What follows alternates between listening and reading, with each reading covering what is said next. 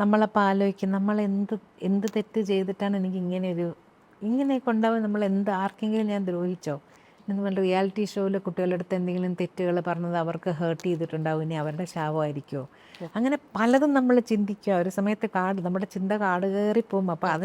അപ്പം നമ്മളെ നേർവഴിക്ക് നയിക്കാനാണ് നമുക്ക് ഈ പല മെസ്സഞ്ചേഴ്സ്. ഞാൻ അപ്പം ദൈവമുണ്ടെന്ന് ഞാൻ അതുവരെ ഒരു വലിയൊരു ഷോക്ക് വരുമ്പോൾ ആദ്യം ഞാൻ വിളക്ക് കത്തിച്ച് ഇത്രയും പ്രാവശ്യം ഇത്രയും നാമം ചൊല്ലിയിട്ട് എനിക്ക് എന്താ ഇങ്ങനെയെന്ന് നമുക്ക് ആദ്യം ചിന്തിക്കും. പക്ഷേ ഞാൻ പിന്നെ മനസ്സിലാക്കി, നമുക്കൊന്നും എഴുതി വെച്ചിരുന്ന ഒരു കാര്യം അത് നടക്കും.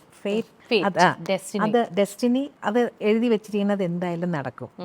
പക്ഷെ അതിൽ നിന്ന് നമ്മളെ പുറത്ത് കൊണ്ടുവരാനായിട്ട് നമുക്ക് മെസ്സഞ്ചേഴ്സിനെ തരാം. അപ്പോൾ ഈ പറയില്ലേ, ഏത് ഭഗവാനെ വിളിച്ചാലും പരീക്ഷണങ്ങൾ ഉണ്ടാവും. അതിനെ ഓവർകം ചെയ്യാനുള്ളൊരു ശക്തി നമുക്ക് തരിക എന്നുള്ളതാണ് ദൈവം ചെയ്യുന്നത്.